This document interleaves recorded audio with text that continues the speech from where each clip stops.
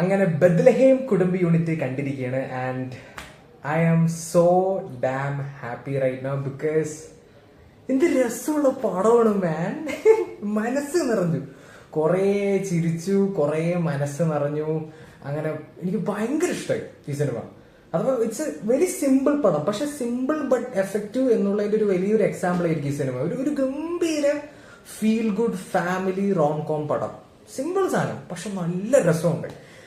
ഞാൻ ഇപ്പൊ തന്നെ പറയാം, അണ്ണാ ഗിരീഷാണ് നിങ്ങൾ എന്തിനാ പണ്ടണേ. ലൈക്ക് ലിറ്ററലി ഇപ്പൊ എന്റെ അടുത്ത് വന്ന് ഒരാൾ ചോദിക്കാം മലയാളത്തിൽ ഏറ്റവും നല്ല ഫീൽ ഗുഡ് സിനിമകൾ ആരെടുക്കാൻ ചോദിച്ചാൽ ഞാൻ എനിക്ക് സുഖമായിട്ട് ഉത്തരം പറയാൻ പറ്റും. It is none other than Girish A D. ഈ മച്ചാന് ഈ ഒരു ജോൺട്രയില് എന്തോ ഒരു മാജിക് ഉണ്ട്.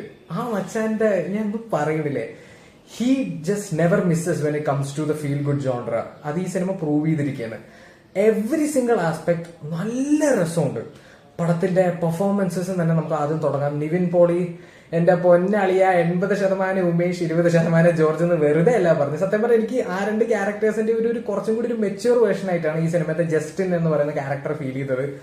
പക്ഷെ എന്ത് രസമായിട്ടാണ് നിവിൻ പോളി അത് അഭിനയിച്ചു വെച്ചിരിക്കുന്നത് അറിയൂ. എന്ത് രസമാണെന്നറിയും ഈ പടത്തിൽ നിവിൻ പോളിയുടെ പെർഫോമൻസ്. അതുപോലെ മമിത പോയിച്ച് എന്റെ മോനെ ക്യൂട്ട്നെസ് ആയിട്ട് കാണിച്ചു വെച്ച പെർഫോമൻസ്, അല്ലാണ്ട് ഒരിക്കലും വെറുപ്പിക്കൽ തലത്തിലേക്ക് പോകുന്നത്. എന്ത് രസമായിട്ടാണ്, എന്ത് സിമ്പിൾ ആയിട്ടാണ് മമിത അത് ചെയ്തിരിക്കുന്നത് അറിയോ. എനിക്ക് ആ കുറച്ച് ഫണ്ണായി തോന്നിയത് ഈ സിനിമ ഇറങ്ങുന്നതിന്റെ ഒരാഴ്ച മുന്നേ നമ്മുടെ സൂര്യണ്ണന്റെ വിശ്വനാഥൻ സൻസ് എന്നുള്ള സിനിമ ഇറങ്ങിണ്ടായിരുന്നു. അതും ഇതും ഒരുവിധം ഏകദേശമൊക്കെ ഒരേ പ്ലോട്ടാണ്. അതിന്റെ ഉള്ളിൽ ഇവർ രണ്ടുപേരും പ്ലേ ചെയ്യുന്ന ക്യാരക്ടേഴ്സും ഒരേ സ്ഥിതിയിൽ പെടുന്ന ക്യാരക്ടേഴ്സ് ആണെന്ന് വേണമെങ്കിൽ നമുക്ക് പറയാൻ പറ്റും. പക്ഷെ രണ്ടും കംപ്ലീറ്റ്ലി ഓപ്പോസിറ്റ് സ്പെക്ട്രത്തിൽ നിൽക്കുന്ന ക്യാരക്ടേഴ്സ് ആണ്. അഥവാ പേഴ്സണാലിറ്റി അതിന്റെ കാര്യത്തിലേക്കൊക്കെ വരുമ്പോൾ അത് രണ്ടും എന്ത് രസമായിട്ടാണ് മമിത ചെയ്തിരിക്കുന്നത് അറിയാം. ഇനി എളുപ്പം തന്നെ ചിലപ്പോൾ ഏജ് ഡിഫറൻസ് സ്റ്റാർ എന്നുള്ള പേരൊക്കെ ചിലപ്പോൾ കിട്ടാൻ ചാൻസ് ഉണ്ട് മമിതയ്ക്ക്. പിന്നെ മറ്റുള്ളവരുടെ കാര്യത്തിലേക്ക് വരുമ്പോൾ സുരേഷ് കൃഷ്ണ, സംഗീത് പ്രതാപ്, വിനയ് ഫോർട്ട്, റോഷൻ ഷാനവാസ് ഇവരെല്ലാവരും പ്ലേ ചെയ്ത ഓരോ ക്യാരക്ടേഴ്സും നല്ല രസമായിട്ട് അവര് ചെയ്തു വെച്ചിട്ടുണ്ട്. അതുപോലെ ആ characters itself are so damn memorable, so damn fun, they are so good. Vinay ഫോർട്ടിനെയൊക്കെ സത്യം പറഞ്ഞാൽ പിടിച്ച് മതിൽ ഉരയ്ക്കാൻ തോന്നുന്നു, അമ്മാതിരി ലെവൽ ക്യാരക്ടർ. അതുപോലെ തന്നെ മമിതയുടെ അമ്മയായിട്ട് വരുന്ന ക്യാരക്ടറൊക്കെ ഞാനൊന്നും പറയില്ല, പടം കണ്ട് നിങ്ങൾ അറിഞ്ഞു അപ്പൊ നിങ്ങൾക്ക് ഞാൻ പറയണത് മനസ്സിലാവും. പിന്നെ എനിക്ക് ആക്ച്വലി എൻ്റെ ഒരു ഫ്രണ്ട് ഈ സിനിമ കാണാൻ നല്ല ആഗ്രഹമുണ്ട്. അവൾ ഈ വീഡിയോ പ്രോബബ്ലി ചിലപ്പോൾ കാണുകയായിരിക്കും.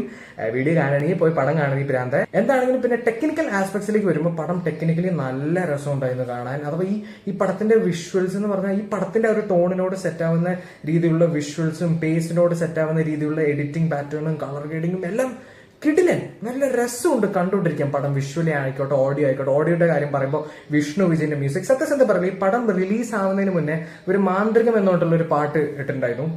ആ പാട്ട് എനിക്ക് പേഴ്സണലി അന്ന് ഒട്ടും വർക്കായതല്ല. പക്ഷെ പടത്തിൽ ആ പാട്ട് എനിക്ക് ഗംഭീരമായിട്ട് വർക്കായി. അഥവാ ആ ഒരു കോണ്ടെക്സ്റ്റിലായിക്കോട്ടെ, ആ ഒരു വിഷ്വൽസ് കാണിച്ചിട്ട് അവർ ആ പാട്ട് വയ്ക്കുമ്പോൾ എനിക്ക് നല്ല രസമായി തോന്നി ആ പാട്ട്. വിഷ്ണു വിജയ് കലക്കി ആസ് യൂഷ്വൽ. ഞാൻ വിഷ്ണു വിജയനെ എന്തിനാ സംശയിച്ചതെന്ന് എനിക്കറിയില്ല, but he did a great job when it comes to the music of this movie.